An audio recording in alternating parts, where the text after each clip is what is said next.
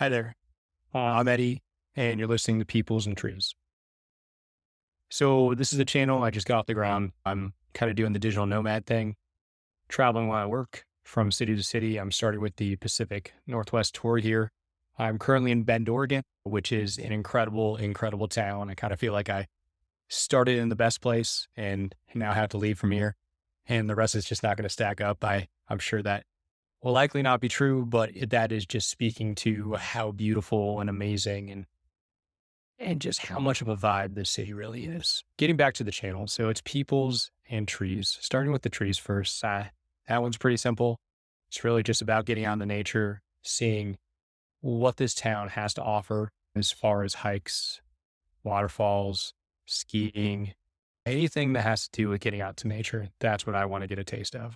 I'm only going to be in each place for about 3 weeks. So it certainly is a bit of a limited perspective, of course, and I'll probably do more of just hikes, but I want to see the best of it. I want to see the best parks and all that stuff. So I'm using a little bit of AI to kind of help determine what I should do, which has been pretty valuable so far. Honestly, it's freaking amazing. At the time of recording, we're on GPT-4, which is freaking awesome, and can access real-time information, which is kind of a pretty big, I guess, difference maker, if you will.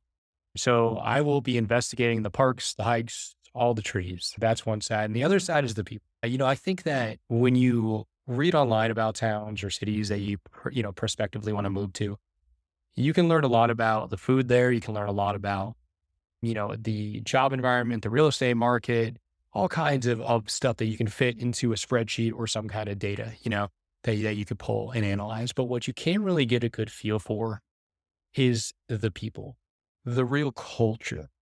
When you walk down the street in the house that you're staying at, will you talk to your neighbor if you pass them? If you're sitting in a coffee shop or a bar, will the person next to you start a conversation with you or standing in a line? Is there a dog-friendly culture? Are people into healthy eating?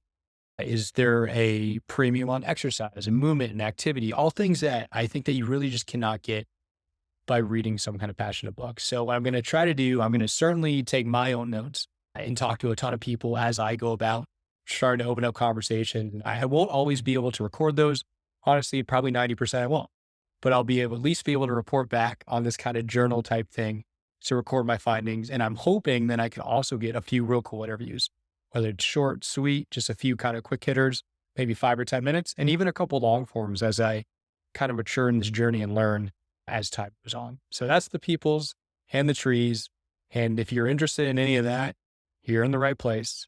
But really at the heart of this, it's really just my journey. And I'm using this just as a way to kind of document, the inevitable discomfort, challenges, and the growth through that discomfort and the challenges that you face. I mean, that is where the growth lies, right? Is the uncomfortable. And so I think it'll certainly be worthwhile to document, at least for myself, but it'll also be interesting, I think, for a lot of people that have some kind of desire to make travel a bigger part of their daily life, whether that's becoming an all-out digital nomad or just traveling more often and kind of understanding the ins and outs of what it's like to be an extended stay somewhere in cities for more like 3 weeks to a month rather than just a weekend or a week. And so if that interests you at all, I think this will be a cool journey. If nothing but not interesting. Not sure if I said that right. But I plan, or I certainly expect to run into a lot of very interesting stuff along the way, meet a lot of interesting people, and see some breathtaking freaking views in nature. So I'll be on here on YouTube. I'll be on Instagram, TikTok if they don't ban it, and actually even Facebook. But that's really just for my parents because they're a little too old to download anything else. So Instagram is more of the, quick hitter. You're going to see something at least on a weekly basis, probably more peoples and trees. TikTok too, but YouTube is really more the long form, kind of like interviewing myself or people and putting a big compilation at the end. So that's the deal. It's kind of my introduction to the world about what this channel is about, peoples and trees. Thanks so much for tuning in, and peace out until the next one.